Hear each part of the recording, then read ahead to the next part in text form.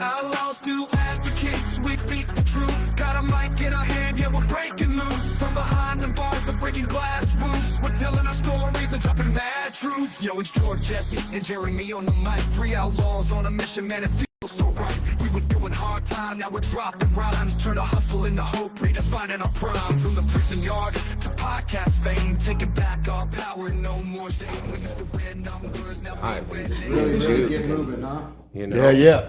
Well, welcome. Can't feel the music. Made it back 2 weeks in a row. It's a personal record for us lately. We got Christin and Ian Day on Outlaws to Advocates tonight. What's going on? Super excited. I know it's about damn time. we've had reschedules and cancels and all kinds of crazy stuff Yeah. that's happened along the way, but I was starting to gain a resentment toward Taking you. a- I was taking it I was, really I was, I was your personal. fourth step. Yeah. Oh man, I'm About to sorry. be. It's a long list. Don't worry. 4th and 10th. We're not going to worry He's about on the it 9. too. We'll put you on 4 and 10. Yeah. No need for 9. He just did his, I did. and I was on it. Absolutely.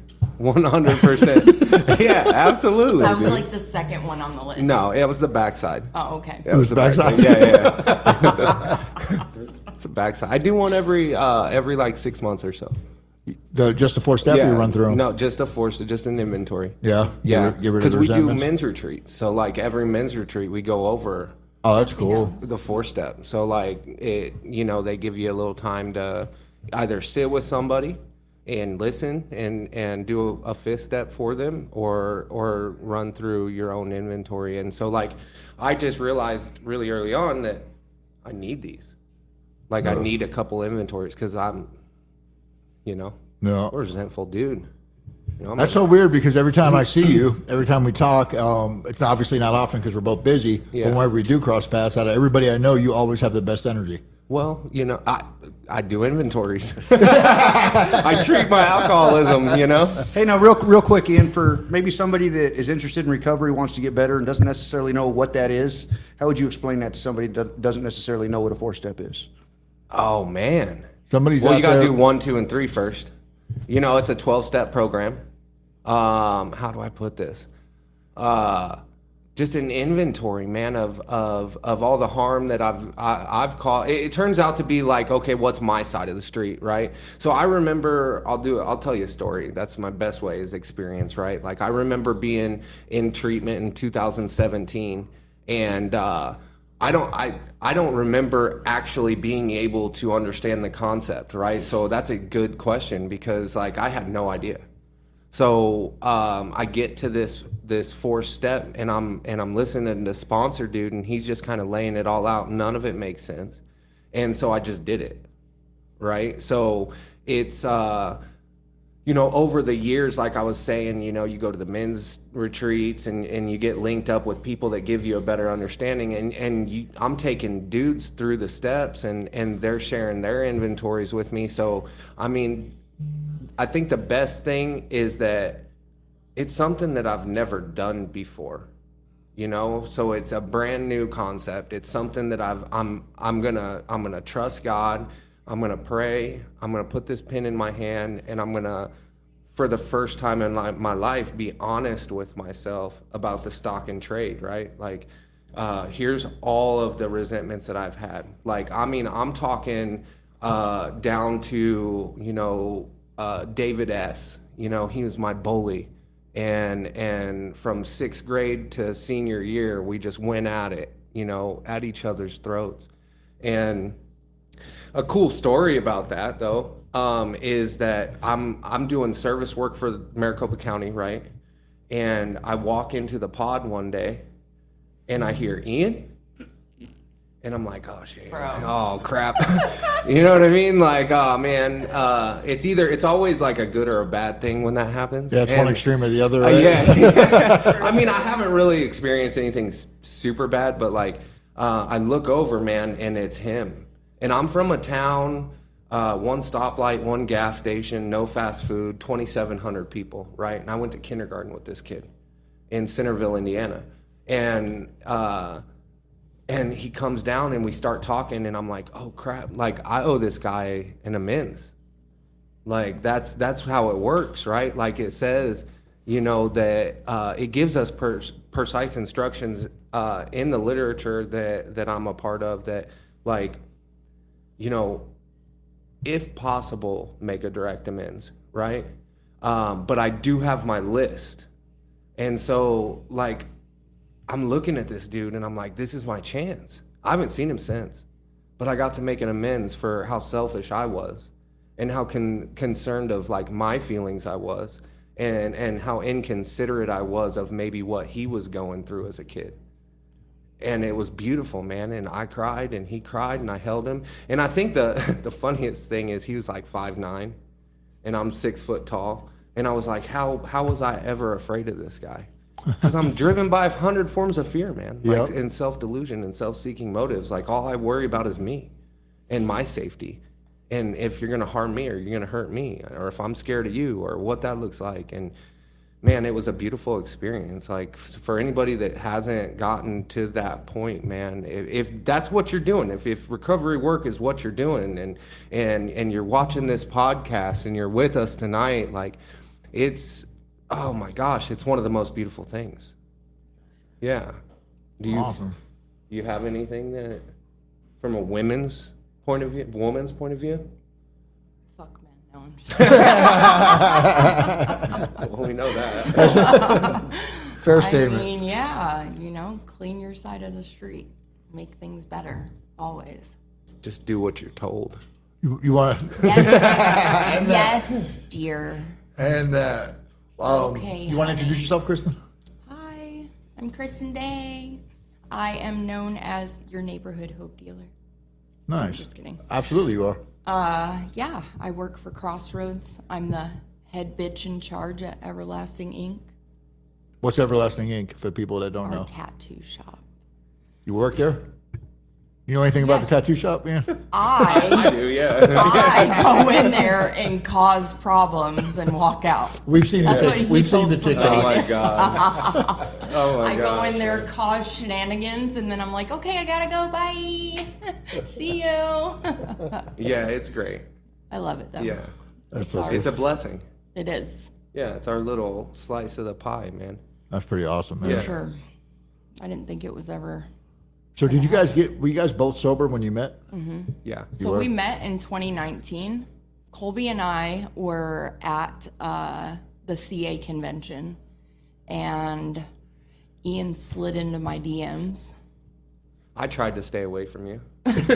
So did, he no, started. How'd that work out? I tried to stay away from her. He started following me in March of 2019. On my friends list, everything. Slid into my DMs in August and was like, why are you hanging out with my friends? And I was like, we have a hotel room. Do you want to come hang out? And then he showed up. And he showed up the first night and we hung out. And then he came back the second night and we hung out. Of course he did. And then Yeah, I came back. And then She he asked me stayed. to Goddamn stay right he the did. first night. I asked him to stay the first night and he was like, oh, I can't. I got to She did. Listen, I never fucking chased a dude as much as I chased this guy right here. You And caught- I and always you caught liked, him. and I always liked older guys. So this one, I'm a cougar now, you know, and he's younger than me, so like 7 years younger than me, and I was like, God dang it, dude. Like I said, like chasing after him. I lived in like North Peoria, and he lived in like Mesa, Downtown Mesa. and I would drive there every single day.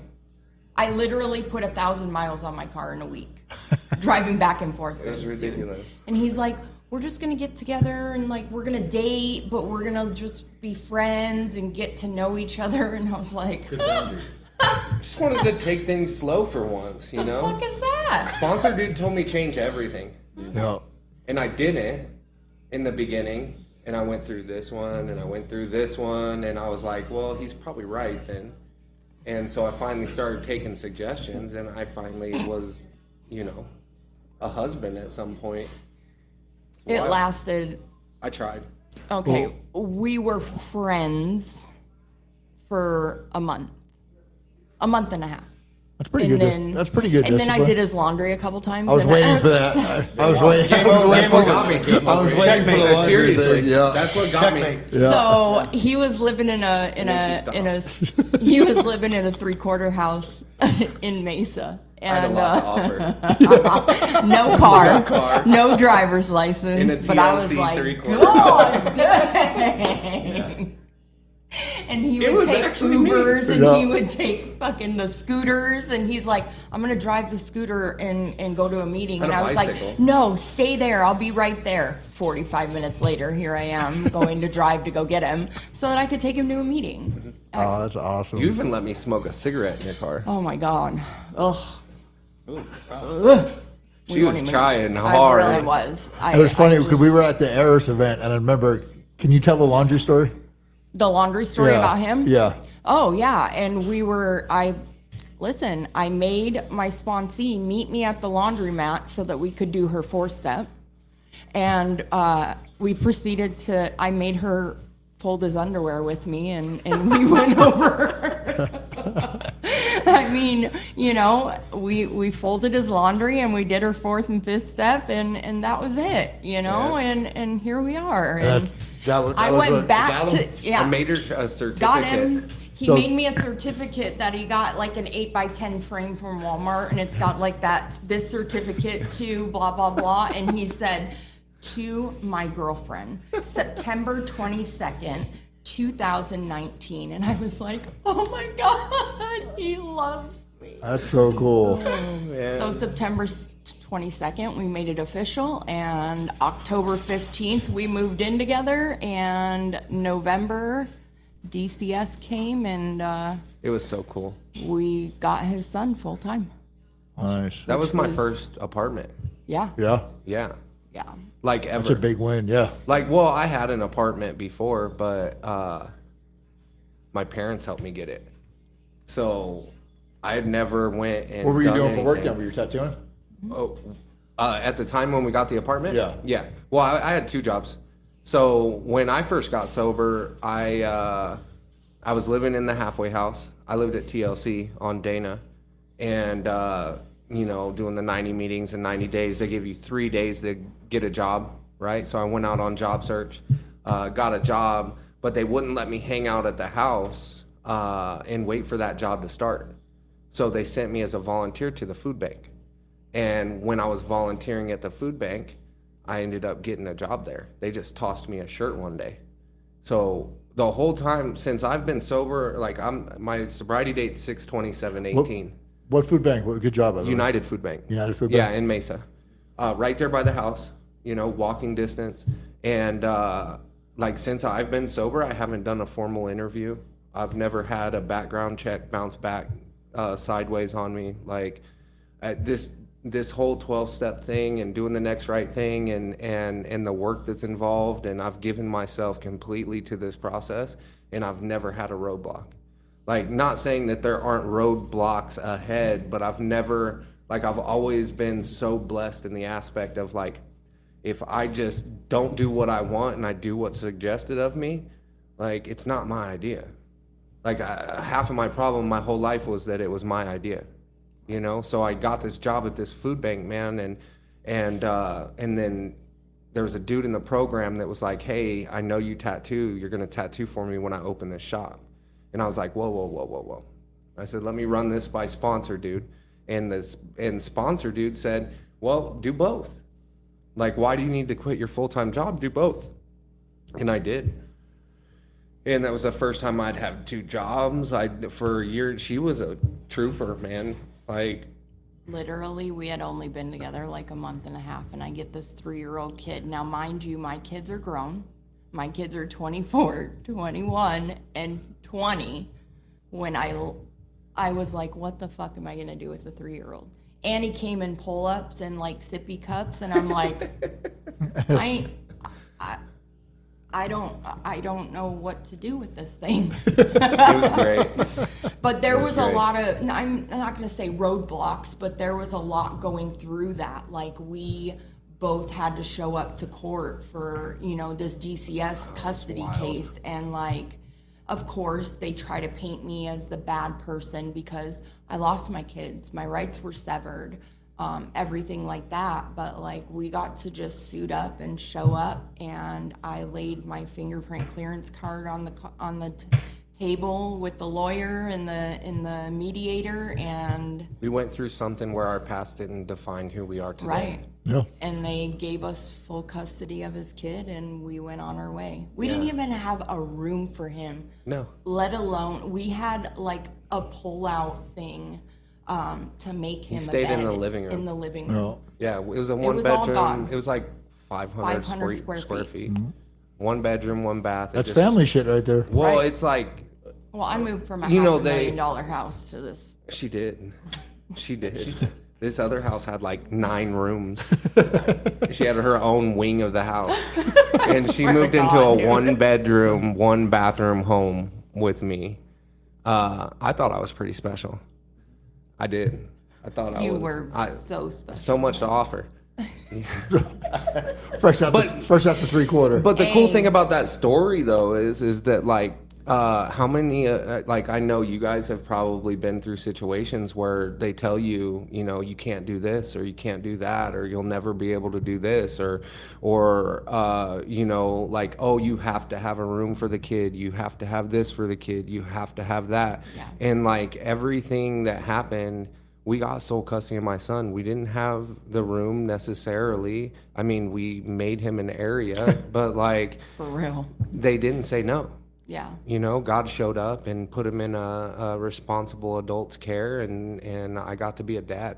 And now you guys are making TikToks and doing all that Man, cool I'm stuff. gone, It's dude. awesome. And now we so got amazing. 2 kids. We got, you know, his daughter that moved with us, and it's been 3 years now. June 1st was 3 years. So That's amazing. now Good job, I'm Russ. raising a 9 and an 11-year-old, and I'm going gray, but cover it with purple. These There you go. days. Well, it's an amazing message, It you know, is. like Absolutely. how hopeless I felt living in the halfway house. You know, I got told all the things. You know, you're POS, you'll never amount to nothing. Like, you'll You're never never gonna see see your your kid. kids. And I'm going to have him. You're not. And you're not good enough to see him. And you've never had a job. You've never provided for him. And this, that, and the third. And it was all lies. You know, I was going to get to see him. And I am his dad. And I do get to pay and take care of him in every aspect. And I get to take him to school every single morning. And, you know, I get to help mold this child. No, And I was told I wasn't going to get to, that's pretty cool. you know? Got So, through it. like, that's the cool thing, though, is like if you're in that situation and you get to see this podcast, like, There's hope. there's hope. Like, you don't have to be whatever anybody else tells you you are in the moment. Like, you can change. Right. You know, there's possibility of change. I think that's really powerful because I know a lot of people out there that, you know, for one reason or another have got separated from their kids and they just feel defeated, you know, and they just feel like there's no path forward. They just feel like there's some loser dad and they're never going to get to see their kid because the mom tells them that they can't and they've made some bad choices and they just give up. Yeah. So it's nice to hear that, you know, by turning your life around, that is possible and there is a path forward. For Yeah. sure. It's all God, man. And there's God a just lot- knew that we were going to need to be there. Yeah, for sure. And there's a lot to that story too that just, you know, I mean, I could get into that whole thing. Like, it brought up a lot for me, like past trauma, like fighting this case and this DCS case. Like, I'm looking at myself at his baby's mom. I'm looking at myself fucking 8 years ago. No.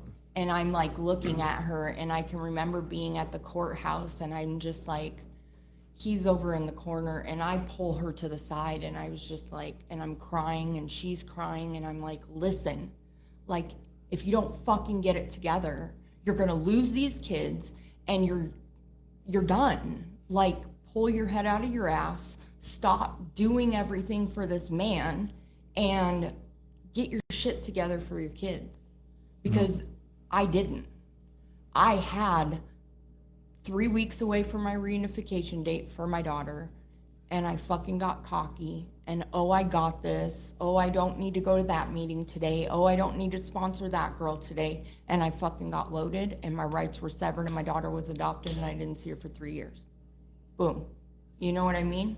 So, like, that whole thing was, oh God, it brought up a lot for a couple years until just recently, like me going to therapy and really working through it. You know, I've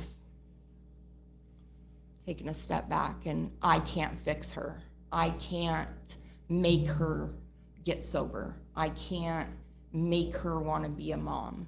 But what I can do is show up for that little boy and be the mom that he needs right now. No. And that in itself right there is a fucking miracle. Absolutely. You know?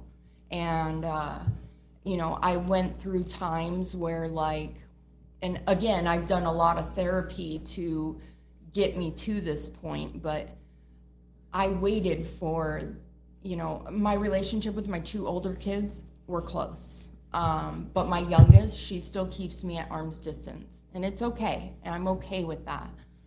Is it hard at times? Absolutely. But when I finally got the message from her of like, how can you raise these 2 kids and be sober for them when you couldn't be sober for me?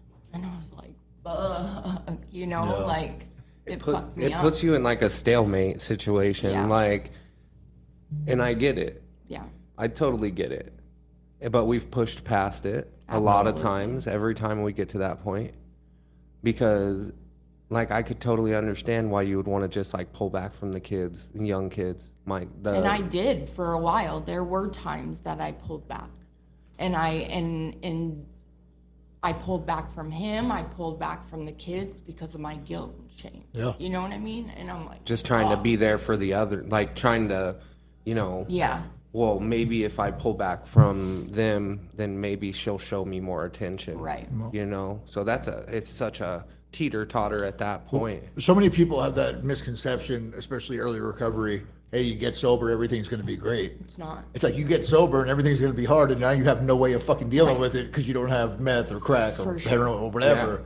And being able to have people in your life that are going to walk through you with that, understand what's going on, and not just drag you back down for it or chastise you or shame you or guilt you over it. Yeah. That's the stuff that we need in order to get through those moments, because that's when shit gets Real. hard, man. Real. Absolutely. It's funny, we got on here tonight. You know who Jason Jardine is? Have you ever met him? I've heard of him. You had him on the podcast too, right? No. He's like a CO3 up at Central Office. Okay, yes. Phenomenal. He does a lot of the staff trainings, a lot of the work with our population. I've heard of him, yes. He trained me when I got into the reentry thing. He's on here. Purdy's on here, who's the reentry Purdy. coordinator. What's We all up, know him. what's up? Robert Purdy. Purdy's Jeremy, sick right now, He said so- Jeremy needs a fucking haircut. Jeremy's just chilling over here today. But I was just Pretty thinking, sick. you know, like as you're talking, like there wasn't much drugs or alcohol raised in my family, right? But I had a wonderful stepfather. And he took on the responsibility of my brother and I when we were freaking teenagers. Right. And we were a shit hellstorm. Yeah. And That would be a lot never of responsibility did right he now. Ever. If he pulled back, I never saw it. Yeah. Right? He was always very present, never gave up, supported my mom, and literally stayed the most consistent I'd ever. And I tried to run that dude off, I don't know how many times, you know. You wouldn't leave the yard? He wasn't never left Take the it yard. beating But it after just beating, brought huh? back, like, you know, what your actions are Yeah. currently in that regard, taking on something that you know that there's not a blood bond there, but it's irrelevant, right? And that irrelevance is like is an amazing gift. And let me tell you, this last month, like So that's what I got. the step parent thing, it's crazy because my stepdad just called us on our way here, and he was like, "I just want to tell you I love you," and I'm like, "Fuck, dude!" Like, ugh, God, I'm not crying. That's good shit to My cry eyes over are right there. hard, you know. But like, I ran that dude through the fucking mud. I was I could only such a imagine. bitch to him. Like, I would manipulate situations to where my mom was like, my mom would fight for me and fight with him, you know, or fight against him. Yeah. And same thing with my dad, you know, and my stepmom. And my stepdad calls and tells me he loves me on the way here, and then he's like, I just want you to know that I'm going to get power of attorney for you, and that if anything happens to us, you're going to be in charge. And I was like, I already have access to the fucking savings account. Like, he put me as the beneficiary, and now you're fucking giving me access to, if something happens to you, now I'm in charge of you? Like, what the shit, man? Oh, man. I told Like, him we were gonna move them in and torment them. I need the guys so that I can build the backyard, build the house in the backyard. Yeah, we can definitely get you connected with some good Get you workers. a couple guys. for sure. Yeah, I seen the house in the back of New Freedom. Yeah. So And it's they like can do it. the parenthood aspect is such a huge responsibility. And the most maturest thing that I have ever seen my brother do was admit that he had abandoned his children, you know, openly on this podcast. Right. And then actually do something about it and show up every day, that regardless of whatever he's going through in life, that he knew that he wants to be present as a result of, you know, having the experience of abandoning his children and where he's at today with his new child.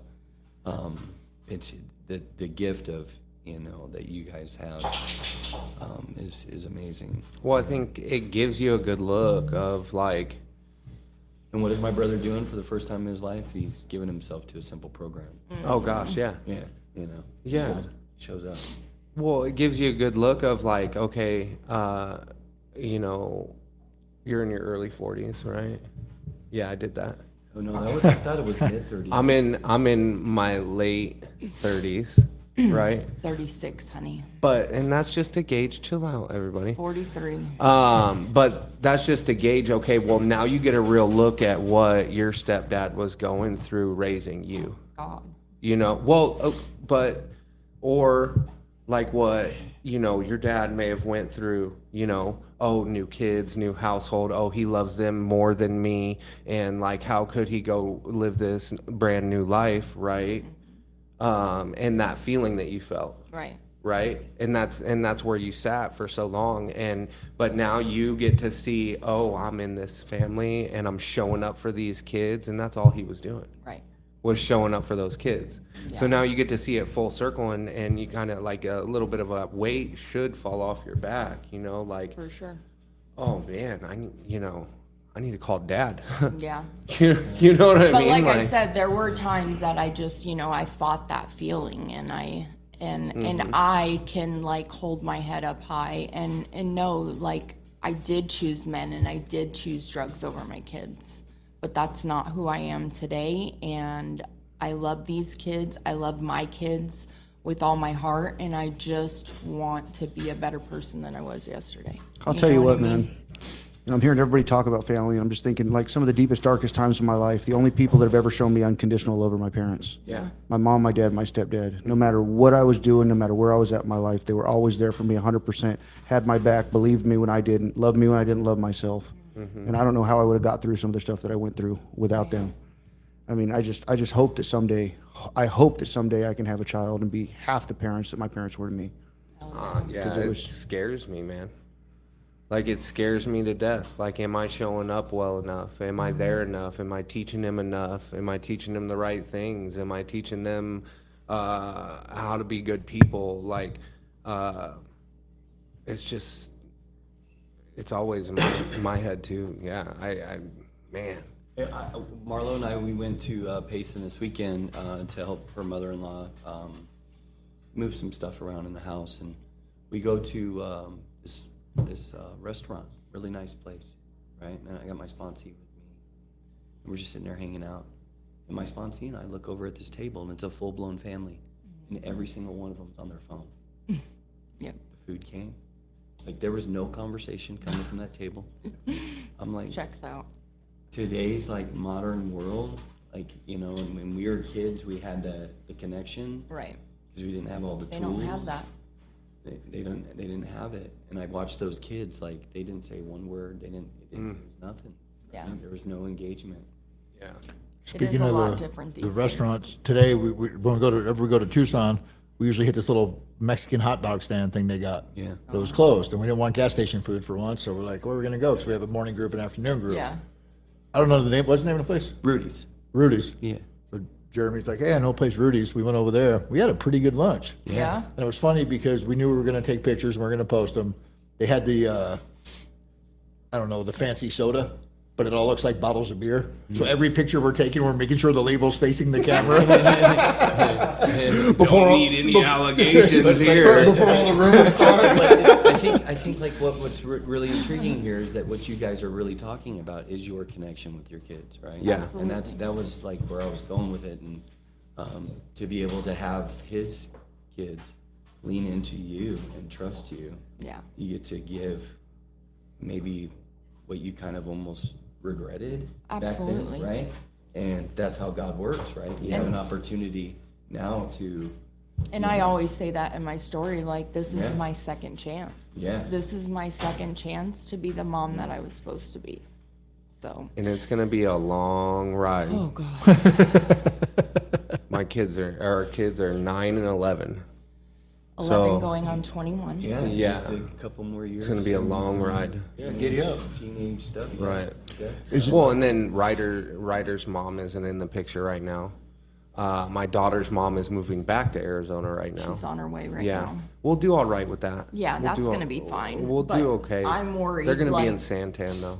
We're dealing with Ryder right now is his anger is coming out because his sister's mom is coming and she gets to see his mom or her mom. Right. But why don't I get to see my mom? Right. So last week we ran into a problem and it was on our way to the Boys and Girls Club and I'm dropping him off and It's always with you. I know. And he's like in the back and he's like, I'm angry. And I'm like, listen. And I was like, listen, your feelings are absolutely valid and you are allowed to be angry, but you need to know that me and Dad are not the ones that are keeping your mom from you.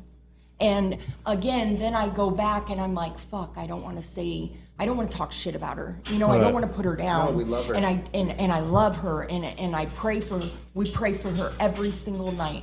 Every single night I pray with him. We pray for his mom. And I'll never stop doing that. But I need him to know also that it's not him and I that are keeping him from her. Yeah. And that she's sick and that she's choosing to not be around. And so, yeah, I've been having to deal with these conversations and it really fucking sucks because I call my husband and I'm like, I don't know what the fuck to say to him. Like, what do I do? And then I pick him up from the Boys and Girls Club and the lady's like, I could tell the minute that he walked in, he was having a bad day. And she was like, he literally like threw his hat off and was kicking shit. And I was like, we don't act like that. Like, that's not who we are. When we drop the kids off, the first thing we say is, who are we? We're good people. What do? We treat others like we want to be treated. And they say that every single day. That is not how we act. That's so cool. Yeah, we don't act like that. And you know, I took his phone away and of course he's upset. Like, that's the only thing that get these kids these days is taking their phones or their tablets away. It's a fucking wrap. So you know, I'm going through that stuff right now of growth for sure. Uncomfortable. And being there and being present for him and again, not bad mouthing her. But then I take a second back and I'm like, fuck, like, what did my kids feel like? You know what I mean? Like, what was said to my kids those times that my daughter's like, well, why can't I see my mom? And I'm like, God, like, it's hard. It's fucking hard, dude. Yeah, and I think a lot of the miracle of recovery is that you guys are able to navigate these situations without saying fuck it and getting loaded. Yeah. You know, today we show up and we go through, you know, we do the hard stuff. Yeah. Have the hard conversations. Absolutely. No, And that's let me awesome. tell you, like, I've tried everything with this girl to where Ian's like, enough's enough. Like, stop.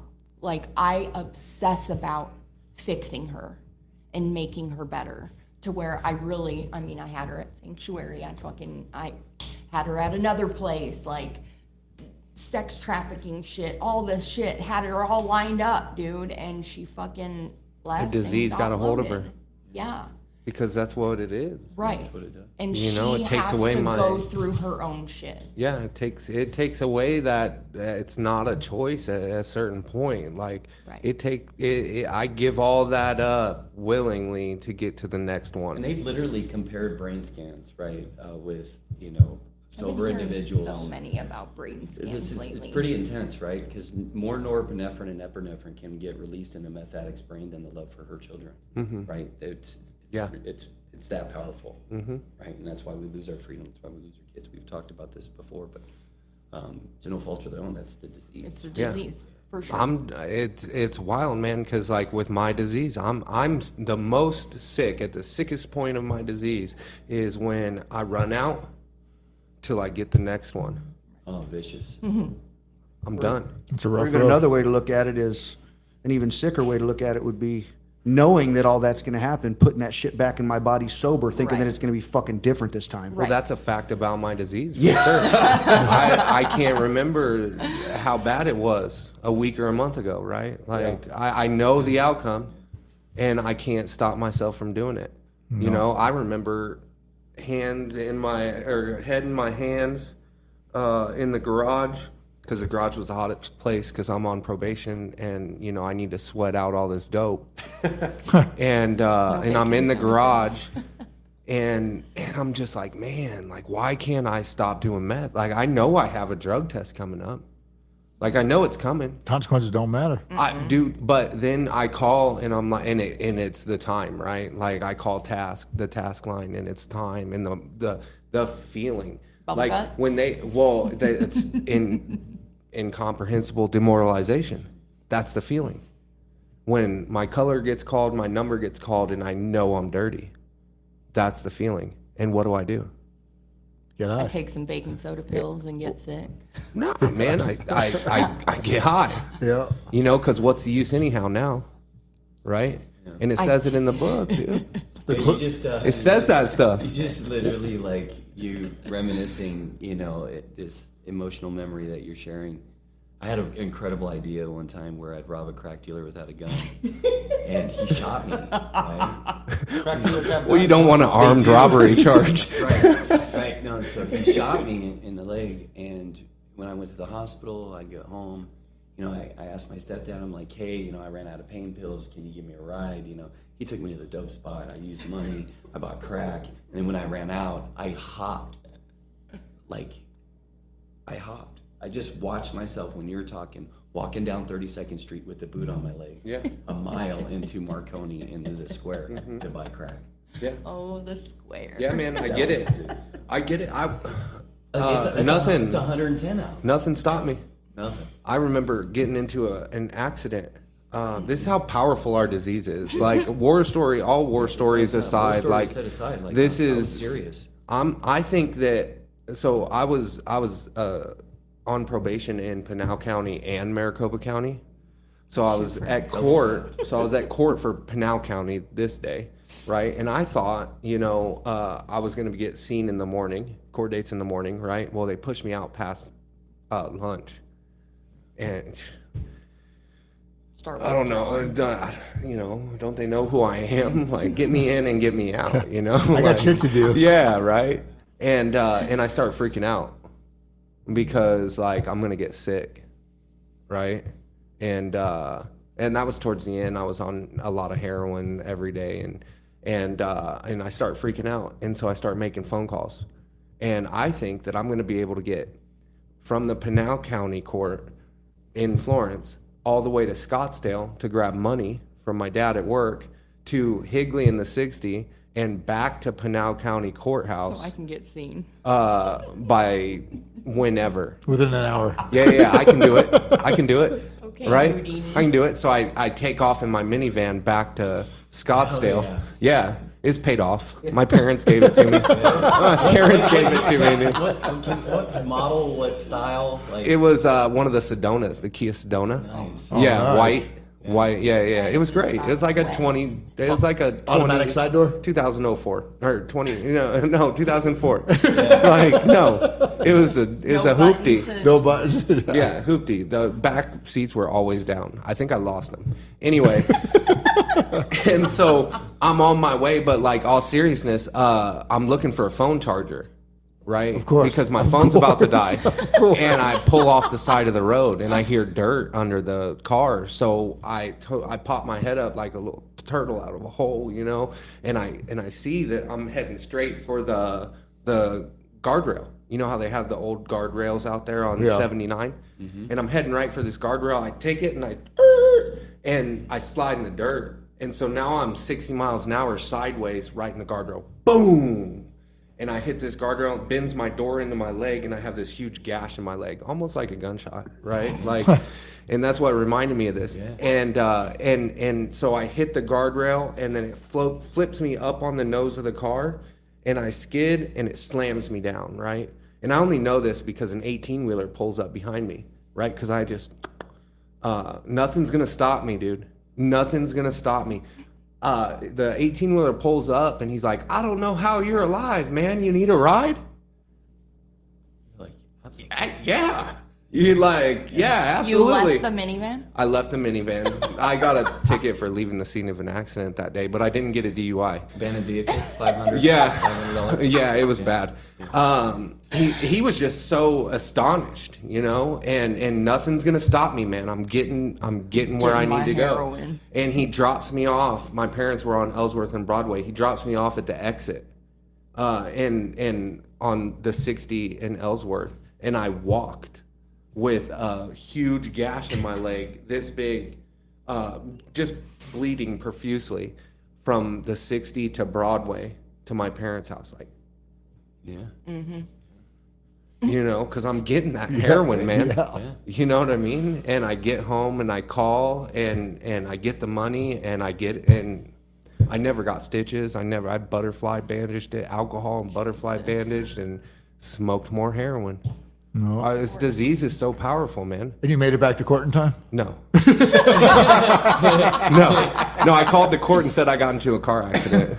So I snitched myself out, you know? No. And they got rescheduled and stuff. Like, I'd never called court and said I'd been in an accident and been an actual truth before. So there's I was that, you know? literally That was on gross. my way to turn myself in for my DUI.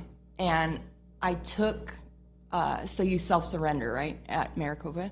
And I took some Xanax, like, literally 15 minutes before I got there, so that when I would go in for my 48 hours, I'd pass out. Solid plan. And I fucking, boom, I nod out and I hit the car behind, or the car in front of me, and break my nose, and the cops come, and I'm like, I gotta go to jail. I gotta go.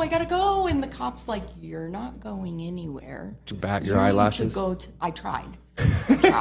I walked into the court to go to court and tell the judge, like, I can't self-surrender. Please don't put a warrant out for my arrest. And he says, you need to go to the hospital. My nose is all bleeding, and I'm, like, fucked up from the Xanax. I'm like, hot mess, dude. This disease is powerful, It man. is. It makes It you do really things is. you never thought you would do. There's so many lines that I set down in the sand Yeah. that every single one I crossed. I swore I would single one. never. There's a stick really needle cool in flip my side of arm. that, I though. say that every because one I crossed. Every now single when, one. Now when you get into regular life and real life, pushing boundaries in a healthy way, it's like nothing. I mean, you own your own fucking business now. Yeah. Right. That's not, average people can't do that That's shit. so cool. And you walk around with a smile on your face, you're happy, you help people out, you work in recovery, you sponsor a bunch of people that are brand new in recovery. Normal people are like, oh, that's insane, that's way too much, that's this, that's that. Yeah. I do. I this walked a mile and a half with half of my blood in my body leaking from the leg after I wrecked a minivan Yeah. to Right. go get high. All I got to do is stay at work for another 2 hours to tattoo somebody, Oh, whatever. man, I'm it's- good. I'm blessed.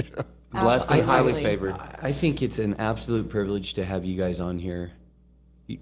We love you guys. This is an opportunity I would never look say up no to you to. guys. You know, coming out of incarceration and like running into you guys is a real privilege, right?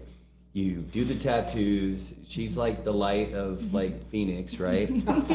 I'm just like, when you mix the two, you know what I'm thinking? Like, what's next on your list? And it's just a suggestion, is like a really good, solid band. What are you guys, like, if you had your own band, like I would go see you guys. Yeah. Like, I would go watch it. Oh, Like, so, shit. like, is there any music in the No. future? No. Just I was in I mean, I marching can sing a band. mad karaoke. He can sing the what's that? No, we. Creed. No. What's the song? It's a Tenacious D song. There It's you Jack go. Black. Tenacious D. Yeah. I'll send you the live from Friday the 13th the other day. Oh, you have one. Yeah. And yeah. if anybody They knows my handed me the husband, my microphone. husband is very like, what would Jesus do type shit. Like he doesn't cuss that much, and That's not true. He it is to an extent. And he sings I this, love Jesus. this fuck you song, and everybody's like, we went to karaoke one night, and he's like singing this, and I'll fuck you. And I'm like, he's serenading me, and everybody's Yeah. like, oh Yeah, my yeah, God, yeah. who is this? Yeah. You know?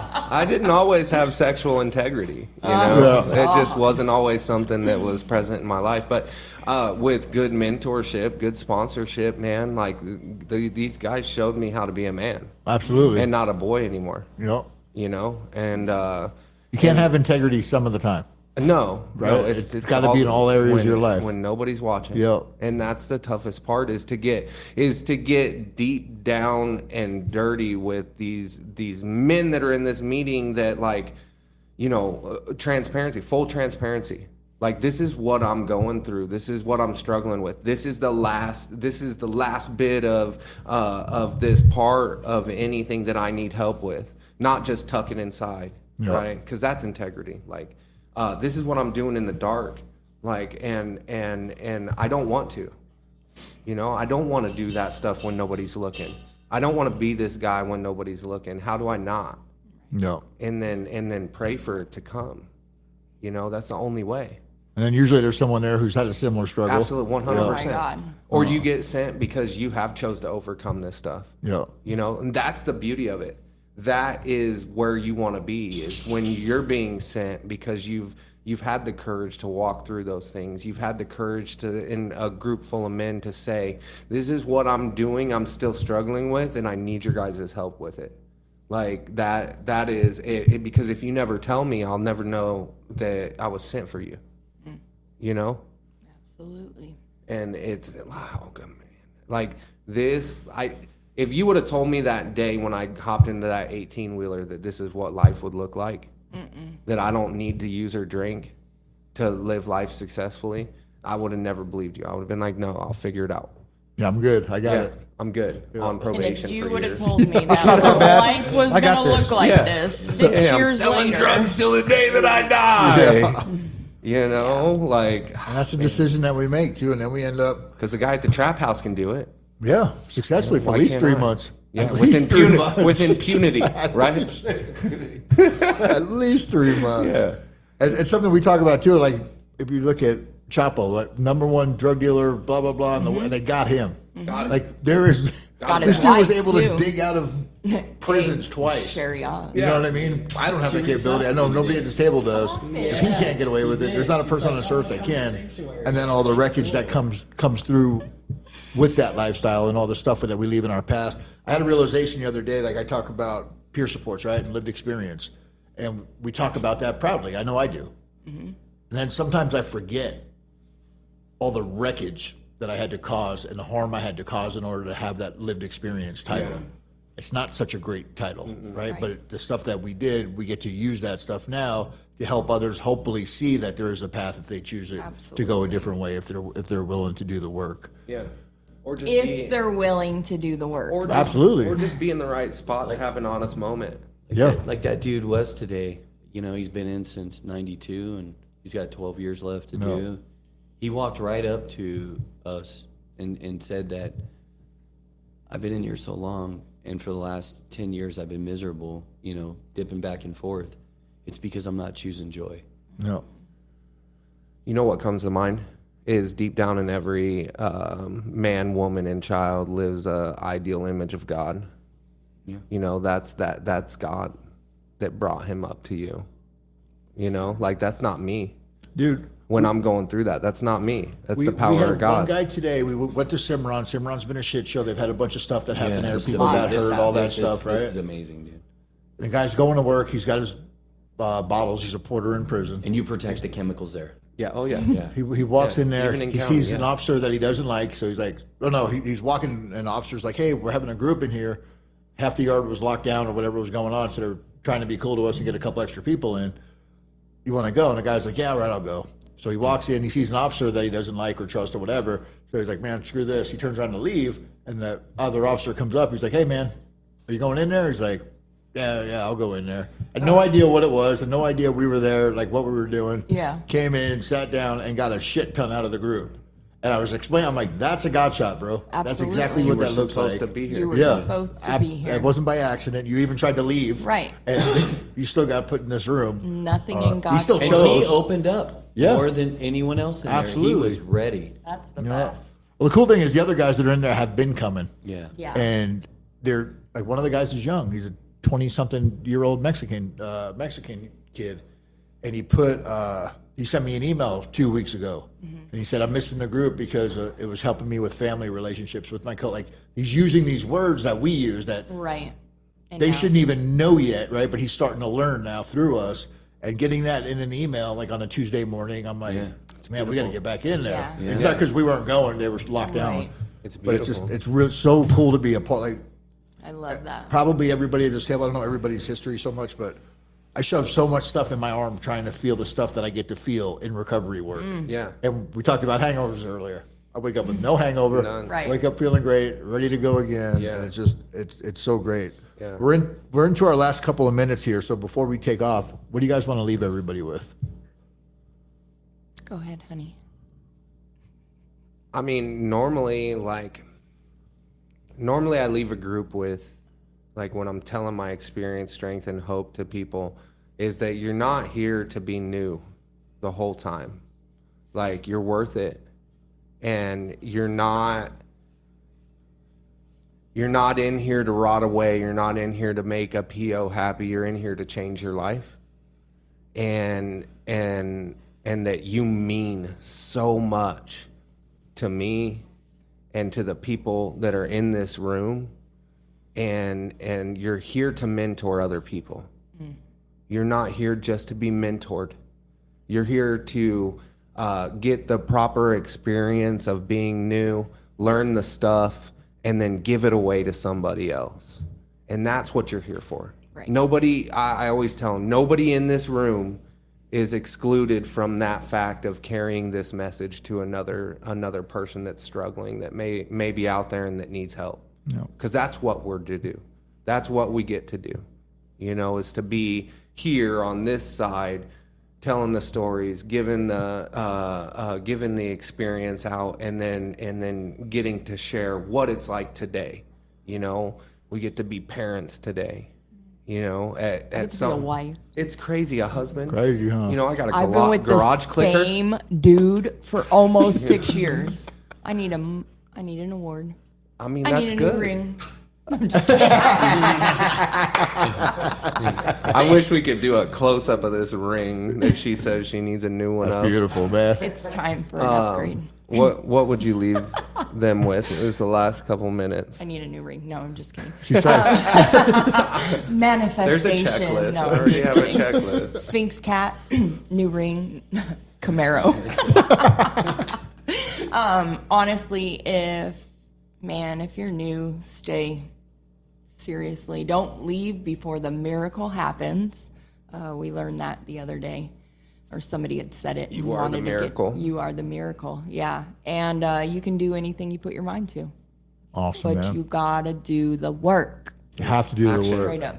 Action. So, And the way I try to sell that, look how much effort we put into getting high. for sure. Put 10% of that into your recovery. You're going to be Right. fucking golden. Chase your Literally put 10% of it. We talked about it today in the prison. Everybody bitches about, I got to go here for 3 months, or I got to go do this for 30 days. You get to You're not do even that. talking about the 40 or 20 years of wreckage behind you, or the Right. 15 years of wreckage. You're worried about this 2 months to get you on a better Right. path, or 3 months, or whatever.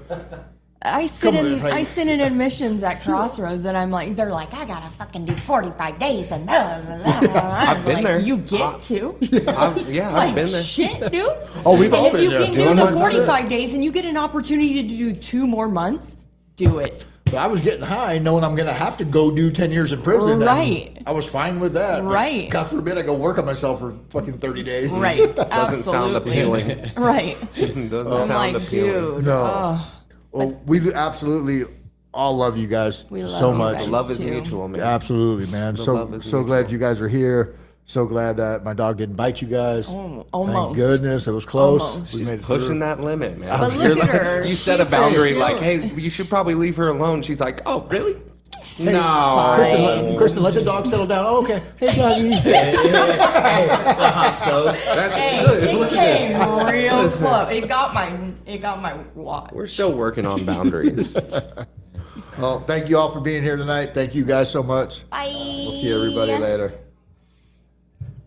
Hell yeah.